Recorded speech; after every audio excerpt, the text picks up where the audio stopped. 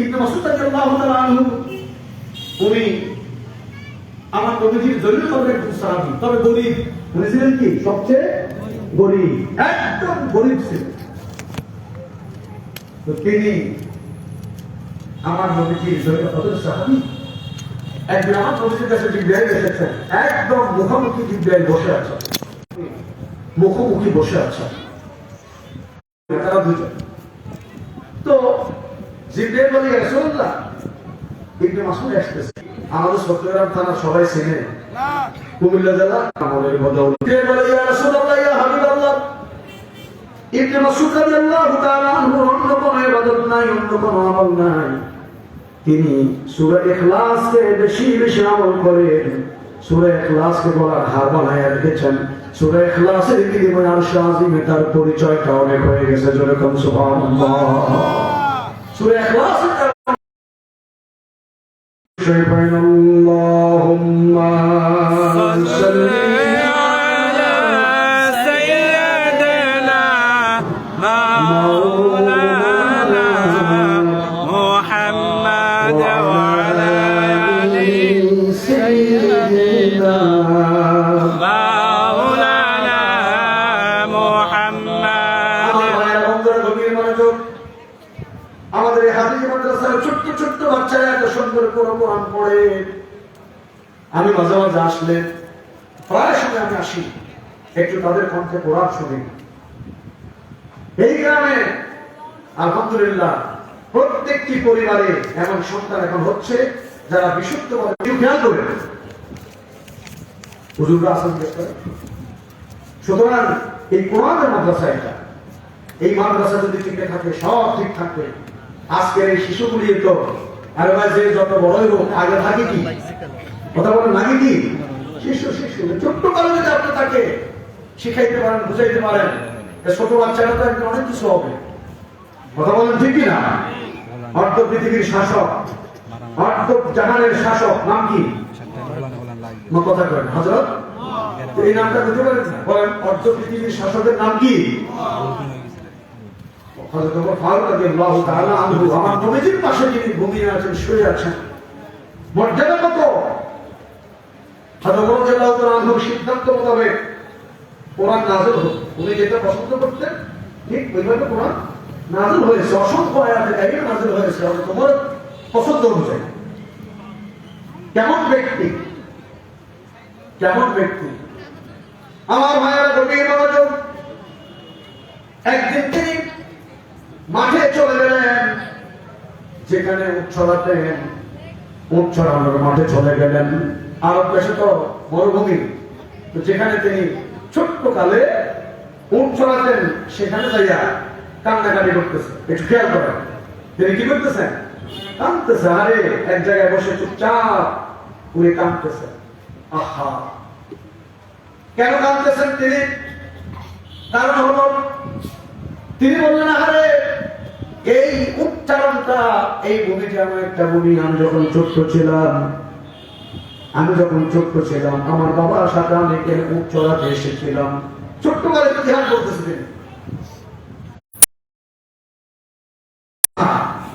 এখন তিনি কাঁদতেছে যে এরপরে আমার আব্বা আমাকে একটা থাপ্পড় দিয়ে বলেছে, বেটা উট পেশাব করলে মাথায় করবে, এটাও তুই বুঝোস না। আজকের এই ছোট্ট ছোট্ট বাচ্চাগুলি, এরাই তো একদিন প্রফেসর হবে, মুহাদ্দিস হবে, মুফাসসির হবে, মুফতি হবে। কথা বলেন ঠিক কিনা? সুতরাং সেই ঘটনাটা এই জন্যই বললাম যে আপনার এই বাচ্চাটাকে আপনি গড়ে তুলতে, সেভাবে গড়ে তুলুন। পৃথিবীর কোন মানুষ কোন কিছু শিখে আসে না। আমার ভাইয়েরা, বন্ধুরা, গভীর মনোযোগ। কুরআনুল কারীমের যে আয়াতে কারিমা আমি তেলাওয়াত করেছিলাম, সেদিকে একটু যাচ্ছে। আল্লাহ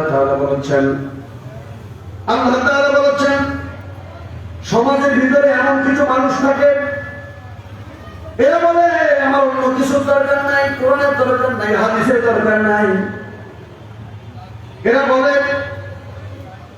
এরা কি বলে?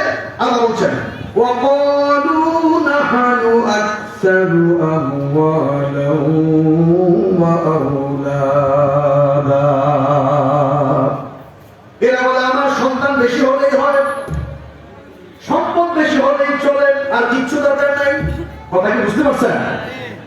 দেখেন না এখন একটু ডেনাটা একটু লাগতে পারলেই বিদেশ, কথা বলেন?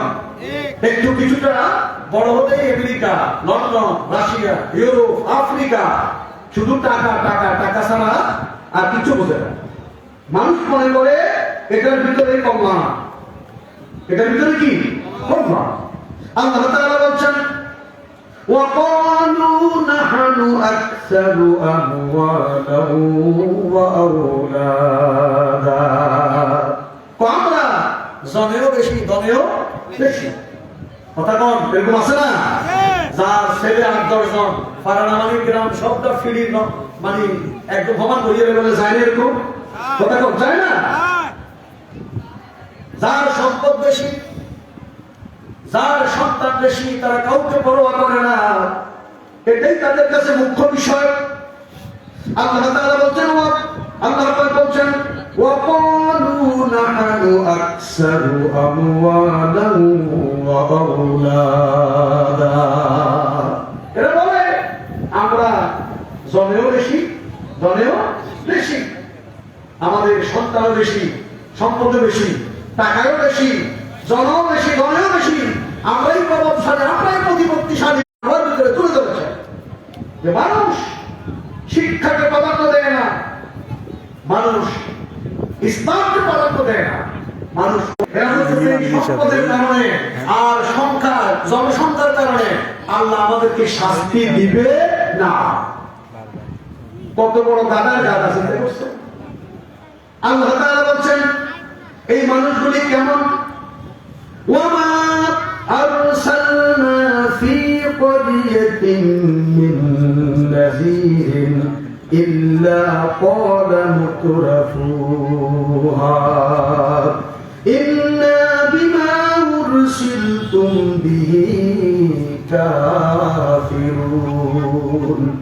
আল্লাহ তাআলা বলছেন এই মানুষগুলি হলো এমন, গ্রামে যদি কোনো মানুষ কোরআনের কথা বলে, এই মিয়া সূরা সাবা বাড়িতে যাই আঙ্গুল দিয়ে ধরে দেখেন, আল্লাহ বলছেন ওয়ামা আরসালনা ফি ক্বরিয়াতিন মিন নাযীরিন, ক্বরিয়াতিন মানে গ্রাম, ক্বরিয়াতিন তো কি গ্রাম, কোন গ্রামে যদি এমন কোন সন্তান জন্মগ্রহণ করে, কোন গ্রামে যদি এমন কোন সন্তান জন্মগ্রহণ করে, সেই সন্তান যখন তাদেরকে কোরআনের কথা শোনায়, তাদেরকে আখিরাতের কথা শোনায়, মিন নাযীরিন ভীতি প্রদর্শন করে, তার মানে আল্লাহ বলছেন এই টাকার মালিকেরা, এই বিত্তশালীরা, প্রভাবশালীরা, পয়সার মালিকেরা, সম্পদশালীরা, যারা জনেও বেশি, যারা দনেও বেশি, এরা বলে ইন্না বিমা উরসিলতুম বিহি কাফিরুন, তুমি যা বলো এগুলো আমরা বিশ্বাস করি না, তোমার কথা আমরা শুনি না, তুমি যা কিছু নিয়ে আমাদের কাছে এসেছো আমরা এগুলিকে অবিশ্বাস করলাম, আমরা প্রভাবশালী, প্রতিপত্তিশালী, আমরা জনেও বেশি দনেও বেশি, তোমাদের কথা আমরা শুনি না। এই চিত্রটা বলেছেন কে? আরেকটু জোরে বলেন না কে? ওয়ালাউ আল্লাহ তাআলা বলেন লানুমিনা শব্দের অর্থ হলো কখনো আমরা বিশ্বাস করি না, কখনো আমরা বিশ্বাস করি না, লানুমিনা আমরা কখনো বিশ্বাস করি না। লান শব্দটা দিয়া আমরা ইংলিশে তো বলি নেভার, ইংলিশে কি বলি নেভার, এই নেভার শব্দের এই মানুষগুলি কত কপাল পড়া, একটু বিশ্বাস করছেন আপনারা, চিন্তা করছেন? আমাদের সম্মানিত প্রধান মেহমান উনি গ্রামের ভিতরে ঢুকেছেন, আলহামদুলিল্লাহ বলেন আলহামদুলিল্লাহ। সম্মানিত উপস্থিত, তো যে কথা বলতেছিলাম, এরা বলে যে লানুমিনা, আপনি বলবেন যে কোরআন দিয়ে ব্যক্তি চলো, একটা ব্যক্তি কোরআন দিয়ে চলো, একটা সমাজ কোরআন দিয়ে চলবে, একটা পরিবার কোরআন দিয়ে চলবে। আচ্ছা বলুন তো দেখি, কোরআন দিয়া যদি ব্যক্তি সমাজ কোরআন দিয়ে চলে তাহলে কি ক্ষতি না লাভ?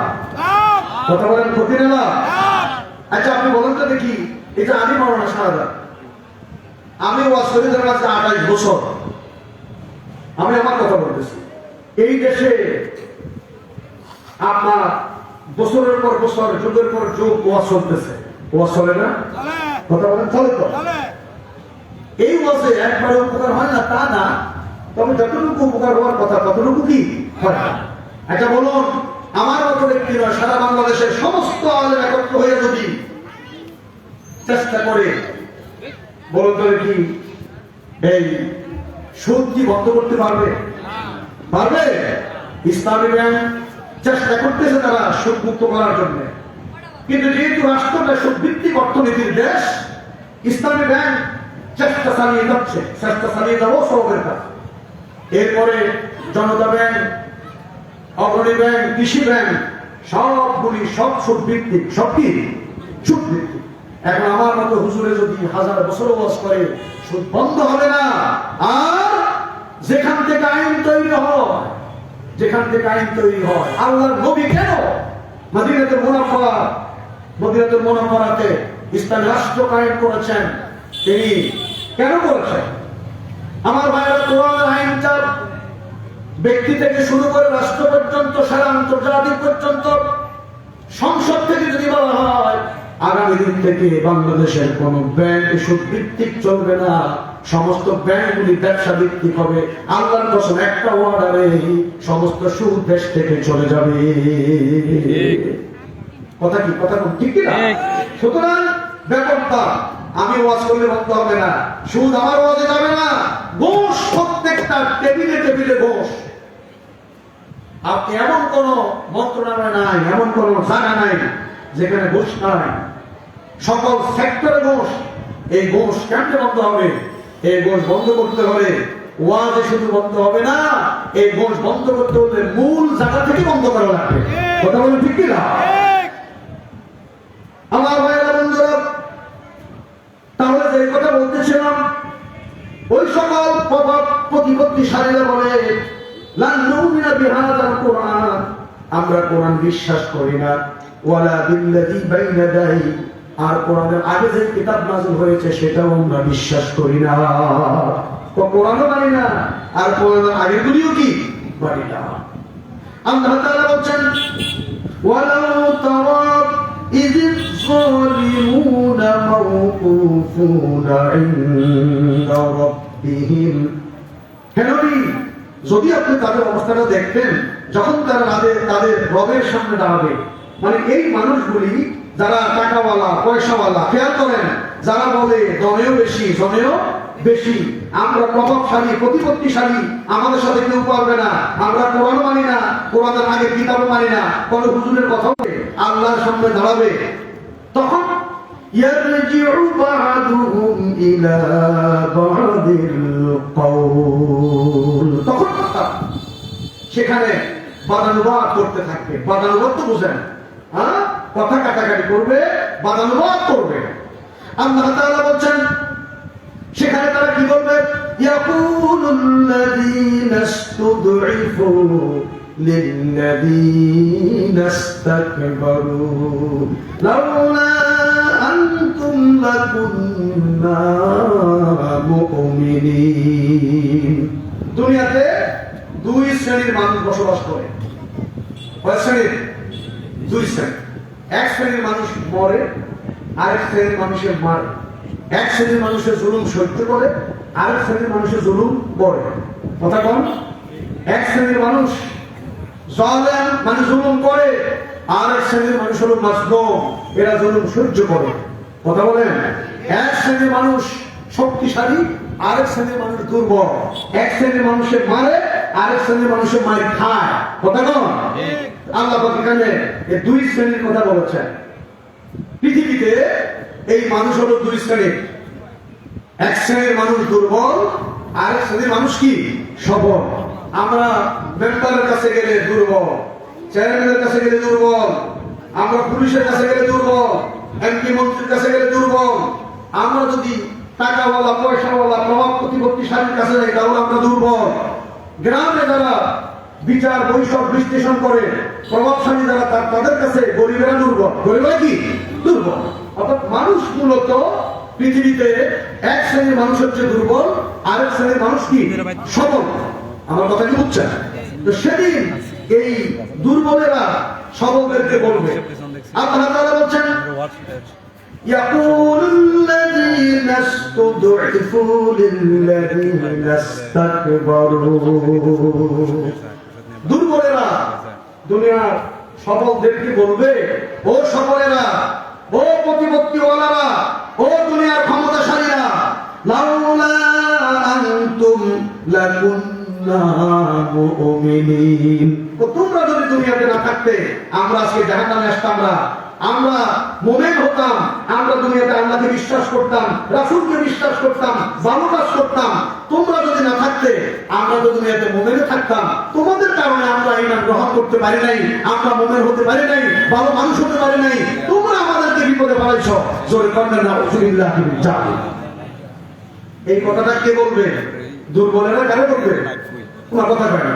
দুর্বলেরা সকলের, ক্ষমতাশীলদেরকে বলবে, যারা এই কি বলে প্রজারা রাজাদেরকে বলবে, মাই খাই যারা মালিকদেরকে। তাহলে আল্লাহ পাক বলছেন সেদিন যারা প্রভাবশালী প্রতিপত্তিশালী তাদেরকে দুর্বলেরা ধরবে, অভিযোগ করবে, দুনিয়াতে তোমাদের কারণে আমরা ঈমান গ্রহণ করতে পারি নাই, আমরা ভালো হতে পারি না। আমার ভাইয়েরা বন্ধুরা, তাহলে অবস্থাটা কি দাঁড়াবে বলেন? আল্লাহ তাআলা বলতেছেন, ও দুনিয়ার প্রভাব প্রতিপত্তিশালীরা একটু শোনো, আমি আল্লাহ তাআলা তোমাদেরকে নেতা বানিয়েছি, আমি আল্লাহ তাআলা তোমাদেরকে প্রভাবশালী প্রতিপত্তিশালী বানিয়েছি। বানিয়েছেন কেনা? আল্লাহ। আল্লাহ তাআলা বলেন, ওয়াজআলনাহুম আইম্মাতান ইয়াহদুনা ইয়াদউনা ইলান নার। কোন তাদেরকে নেতা বানিয়েছি? আল্লাহ বলতেছেন আমি তাদেরকে নেতা বানাইছি। নেতা মানে কে? আল্লাহ। প্রভাবশালী আমি বানিয়েছি, প্রতিপত্তিশালী আমি বানিয়েছি, শক্তিশালী আমি বানিয়েছি। ইয়াদউনা ইলান নার, এরা নেতা হওয়ার পরে, প্রতিপত্তি শক্তিশালী হওয়ার পরে মানুষকে জাহান্নামের দিকে তারা ডেকেছে, জাহান্নামের দিকে মানুষকে আহ্বান করেছে। জোরে বলেন নাউযুবিল্লাহ। আমি তোমাকে টাকা পয়সা দিলাম, ক্ষমতা দিলাম, শক্তি দিলাম, আর তারা দুনিয়াতে শক্তি পাইয়া মানুষকে জাহান্নামের দিকে আহ্বান করেছে, জাহান্নামের দিকে ডেকেছে। আল্লাহ তাআলা বলেন, ওয়া ইয়াউমাল কিয়ামাতি লা ইউনসারুন, আর কিয়ামতের দিন এই সমস্ত মানুষেরা আল্লাহর পক্ষ থেকে কোনো সাহায্য পাবে না। বলেছেন কে? আল্লাহ। এখন এইটা একদম নেতার কথা আল্লাহ বলছেন, এখন এর বিপরীতে আরেকজন নেতার কথা আল্লাহ বলছেন। আল্লাহ তাআলা বলছেন, ওয়াজআলনাহুম আইম্মাতান ইয়াহদুনা বিআমরিনা। আল্লাহ বলছেন আরেকজন মানুষ, তাদেরকে আমি নেতা বানিয়েছি, ইয়াহদুনা বিআমরিনা, এরা পৃথিবীতে আমার আইন অনুযায়ী, আমার নির্দেশ অনুযায়ী মানুষকে পরিচালিত করে। জোরে বলেন সুবহানাল্লাহ। দেখছেন সব কথাগুলি কোরআনে আছে। কোথায় আছে? আল্লাহ বলছেন ইয়াহদুনা বিআমরিনা, আমার নির্দেশ অনুযায়ী তারা মানুষকে হেদায়েত করে। আমি তাদেরকে ধন দিয়েছি, সম্পদ দিয়েছি, আমি তাদেরকে বড় বানাইছি, আমি তাদেরকে নেতা বানিয়েছি। তারা কি করেছে?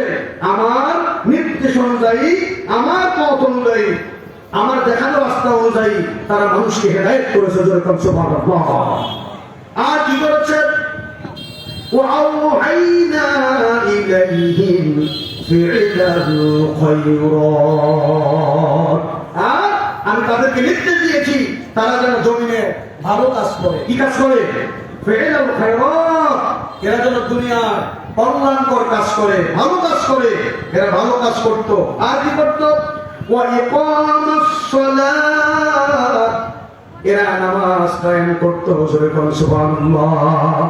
আমি এদেরকে নেতা বানিয়েছি, এরা আমার নির্দেশ অনুযায়ী মানুষকে হেদায়েত করে, এবং আমি তাদেরকে নির্দেশ দিয়েছি এরা দুনিয়াতে কল্যাণকর কাজ করে। সুবহানাল্লাহ বলেন না?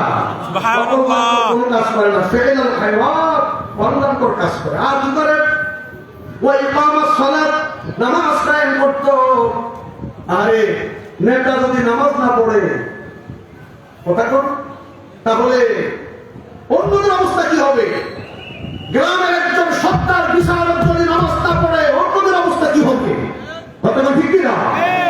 ঘরের একজন ঘরের যিনি কর্তা, যিনি ঘরের কর্তা, ঘরের প্রধান যদি নামাজ না পড়ে, ছেলে মেয়েরা কি নামাজ পড়বে?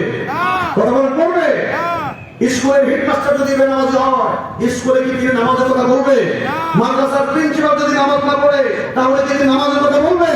সুতরাং আল্লাহ বলছেন, আমি তাদেরকে নেতা বানিয়েছি, আর তারা নামাজ কায়েম করে, ওয়া ইতাইজ যাকাত, আর তারা যাকাত প্রদান করে। সুবহানাল্লাহ। তাহলে দায়িত্ব কি?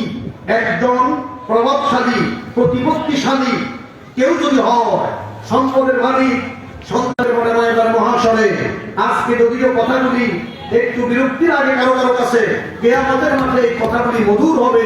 সেদিন বুঝবে যে এই কথাগুলি তার কথা, এই কথাগুলিকে আমার না আল্লাহ আল্লাহ। সুতরাং আমরা যেন আমাদের সমগ্র জীবন যেন আমরা আল্লাহর জন্য আমরা যেন কাটাতে পারি, আমাদের জীবন যেন সুন্দর হয়, ইসলাম দিয়ে যেন জীবন সাজাতে পারি, আল্লাহ যেন তৌফিক দান করে সকল বলি আমিন। সম্মানিত উপস্থিতি, আপনারা জানেন আমি তো গ্রামেরই সন্তান, এই কার্যক্রম গ্রামের ছেলে, আমাকে চেনেন না এমন কেউ নেই। আর আলোচনার বয়সও অনেক বছর হয়েছে, আলহামদুলিল্লাহ, আল্লাহ শুকরিয়া, আলহামদুলিল্লাহ বলুন। তো সুতরাং আমি বেশি কথা বলা দরকার নেই। মেহমান এসেছেন আন্তর্জাতিক একটি সম্পূর্ণ মুফাসসির কোরআন, আমার অত্যন্ত প্রিয় ভাই, আমাদের এই 14 গ্রামের রত্ন, আমাদের এই 14 গ্রামের উজ্জ্বল নক্ষত্র আল্লামা হযরত মাওলানা ডক্টর আবুল কালাম আজাদ বশর সাহেব, উনি এসেছেন প্রাণ খুলে কোরআনুল কারীম থেকে তাফসীর শোনাবেন। আল্লাহ যেন কবুল করে সকল বলি আমিন। এর আগে আমি যেহেতু গ্রামের মানুষ, আমাকে এই দায়িত্বটা নিতে হয় এবং কর্তৃপক্ষ আমাকে বলেছে একটু, গত বছর আমরা মাহফিল দিয়েছিলাম, আপনারা জানেন যে বৃষ্টি হয়েছিল, হঠাৎ করে বৃষ্টি হইয়া আমরা মাহফিল করতে পারি নাই। জানা আছে তো আপনারা, মাহফিল করতে পারি নাই। এই মাহফিলগুলি গত বছরের মাহফিল বন্ধ হয়ে গেছে মেঘের কারণে। পরে আমরা মসজিদে নিয়ে গেছি ঠিকই, কিন্তু মসজিদে নেওয়ার পরে আমরা সেই কাঙ্ক্ষিত মনের কোনো কিছু আমরা করতে পারি নাই। একটা মাদ্রাসাতে আমাদের এখানে শিক্ষকের এবং ছাত্র যারা আছে সবকিছু মিলে এক একটা বছরে আপনার অন্তত 30 লাখ 40 লাখ টাকার মধ্যে শুধু মাদ্রাসা খরচ আছে। মাদ্রাসা ছাত্রদের আবাসন, খাওয়া দাওয়া, এরপরে টিচার স্টাফের বেতন, সবকিছু মিলে অনেক টাকা খরচ। আর আমরা পূর্ব দিকে একটা ভবন, ইনশাআল্লাহ এই মাহফিলের পর পরে আমরা ইনশাআল্লাহ ভবনের কাজ আরম্ভ করব। এটা গতবারই করতাম, শুধুমাত্র আমাদের অর্থনৈতিক সচ্ছলতা না থাকার কারণে আমরা পারিনি। তো ইতিমধ্যে ইনশাআল্লাহ এই মাহফিলের পর পরে আমরা কাজ আরম্ভ করব। পূর্ব দিকে যে একটা ভবন হবে ইনশাআল্লাহ, এখন যেটা হয়েছে এটা তো দোতলা ভবন, এটা আমরা 3 তলা ভবন হবে ইনশাআল্লাহ। তো ডিজাইন সব কমপ্লিট, এই মাহফিলের পর পর শুরু করবো ইনশাআল্লাহ। তো আপনারা প্রাণ খুলে কোরআনের ঘরের জন্য, আমি আজকে শুরু থেকে আলোচনা করেছি কি নিয়ে, কথা বলেন কি নিয়ে, কোরআনুল কারীমের তেলাওয়াত নিয়ে, এবং কোরআনুল কারীম না থাকার কারণে আমাদের কি সমস্যা হচ্ছে সমাজে, এই নিয়ে আমি কথা বলছি। সুতরাং আল্লাহ কোরআনের ঘরের জন্য আপনারা প্রাণ খুলে দান করবেন ইনশাআল্লাহ। কি আছেন যে হুজুর আমি এই মাহফিলের জন্য, বিশেষ করে আমাদের মাদ্রাসা ভবনের জন্য 1 লক্ষ টাকা, 2 লক্ষ টাকা, এখানে বহু টাকার প্রয়োজন, এমন কি আছেন বলেন ইনশাআল্লাহ। দানবী যারা আছেন তাড়াতাড়ি করেন, হুজুর চলে আসবেন যথাসময়ে চলে আসবেন। আমাদের প্রধান মেহমান যথাসময়ে চলে আসবেন ইনশাআল্লাহ, বলুন ইনশাআল্লাহ। আমাদের এই মাদ্রাসার কমিটির সম্মানিত সদস্য, বিশিষ্ট দানবী, আল্লাহ তাআলা উনাকে মন দিয়েছেন, ধন দিয়েছেন, আলহামদুলিল্লাহ বলেন। আজকে আমাদের এই যে এই মাদ্রাসার এই বক্তা যারা, এরাও উনার বাড়িতে আজকে এই আপ্যায়ন গ্রহণ করছেন, আলহামদুলিল্লাহ বলেন। যারা হাজী খোরশেদ আলম সাহেব স্বর্ণকার, উনি দিবেন 1 লক্ষ টাকা, আলহামদুলিল্লাহ বলেন। আলহামদুলিল্লাহ। কত দিবেন? কত 1 লাখ টাকা বলেন না, এটা মুখস্থ হয়ে যাবে। আলহামদুলিল্লাহ। যারা খোরশেদ আলম সাহেব স্বর্ণকার, খোরশেদ দিবেন কত টাকা? 1 লক্ষ টাকা। নারায়ে তাকবীর, আল্লাহু আকবার, নারায়ে আল্লাহু আকবার। একটু দোয়া করি, আল্লাহুম্মা আমিন। আল্লাহ কবুল করুন, মঞ্জুর করুন। আল্লাহ তাআলা তাদের কবর মদিনাতুল মুনাফারা পৌঁছিয়ে দাও। আল্লাহ তাআলা গো, ও প্রভু, খুরশিদ ভাই সব সময় সাহায্য করে থাকেন। আল্লাহ মাদ্রাসার দিকে লক্ষ্য রাখেন, ছাত্রদের দিকে খেয়াল করেন। আল্লাহ ধন দিয়েছ, দুনিয়ায় পয়সা দিয়েছ, সম্মান দিয়ে দাও। আল্লাহ আখিরাতের সম্মানী বানিয়ে দিও। আল্লাহ ব্যবসা বাণিজ্যে বরকত দান করো। আল্লাহ ওনার আব্বা দুনিয়াতে নাই, আল্লাহ তার আব্বার কবরটাকে জান্নাতের বাগান বানিয়ে দিও।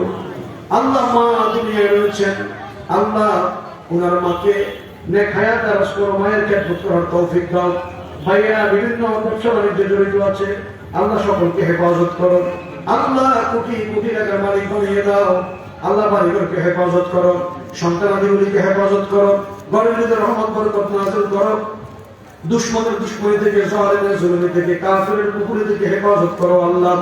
আল্লাহ এই পরিবারের সকলকে তোমার হাতে সুপর্দ করলাম। আল্লাহ সকলকে তুমি কবুল করো। আল্লাহ খুশিতে মনে আশা পূরণ করে দাও। আল্লাহ এই পরিবারের ভাইরা যারা আছে, আল্লাহ সকলকে আপনি হেফাজত করেন। সকল বলি আমিন, আলহামদুলিল্লাহ। এরপরে কে কারা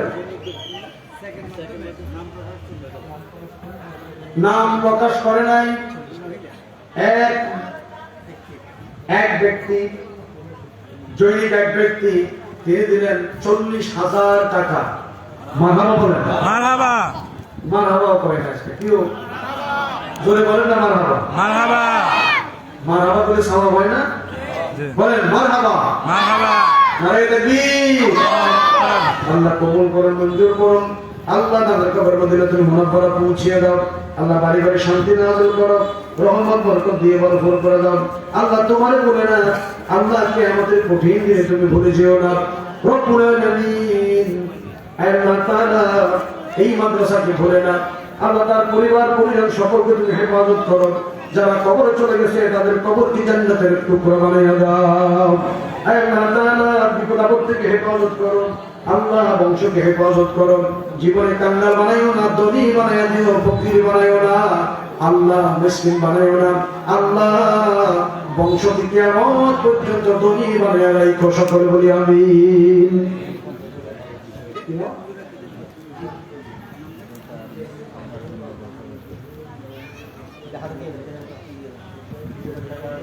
ইকবাল মজুমদার বাবার জন্য দিলেন 10,000 টাকা, মায়ের জন্য 10,000 টাকা, স্ত্রীর জন্য 10,000 টাকা, নানা নানির নামে দিলেন 10,000 টাকা, নিজের জন্য 10,000 টাকা।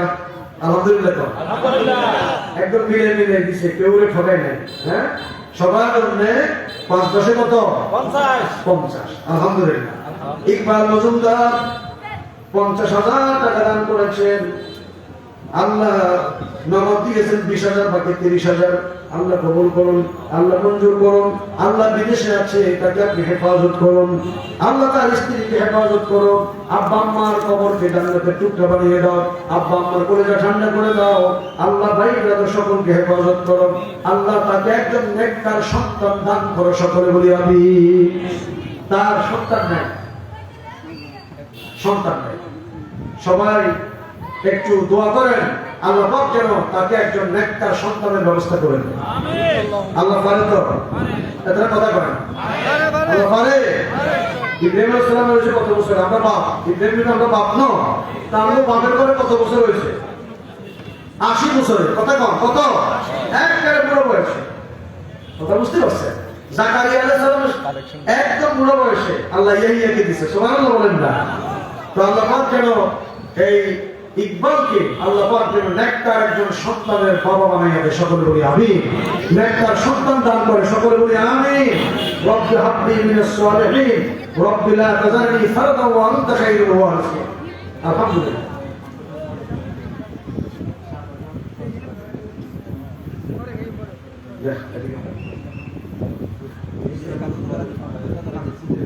হ্যাঁ,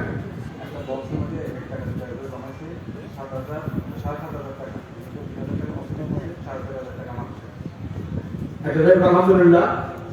ইকবালে বিদেশে একটা বাক্স দিছে, ওই বাক্স থেকে দোকানে একটা বাক্স রাখছে, সেখান থেকে 4,500 টাকা আমাদের মাদ্রাসায়। আলহামদুলিল্লাহ, আলহামদুলিল্লাহ, আলহামদুলিল্লাহ বলেন। আমার কিছু মসজিদেও দিচ্ছে। মামুন আব্দুল সত্তার মজুমদার কুয়েটারি, সভাপতি চট্টগ্রাম সোসাইটি, বাহারাইন থাকেন, বাহারাইন প্রবাসী, তিনি দিলেন 5,000 টাকা নগদ। মারহাবা, নারায়ে তাকবীর, জোরে বলুন নারায়ে তাকবীর। আল্লাহ কবুল করো, মঞ্জুর করো। আল্লাহ তাদের কবর মদিনায় পৌঁছিয়ে দাও। আল্লাহ বাড়ি ঘরে শান্তি নাযিল করো। আব্বা আম্মার কলেজা ঠান্ডা করে দাও। আল্লাহ বাহারাইন থাকে, আল্লাহ তুমি তাকে হেফাজত করো। আল্লাহ গো, আল্লাহ তোমার কুদরতি রহমতের হাতে সতর্ক করলাম। আল্লাহ তুমি তাকে কবুল করো। আল্লাহ বিদেশে থাকেন, বিভিন্ন সমস্যা থেকে হেফাজত করো, সকল বলি আমিন। আলহামদুলিল্লাহ। আচ্ছা, ঠিক আছে।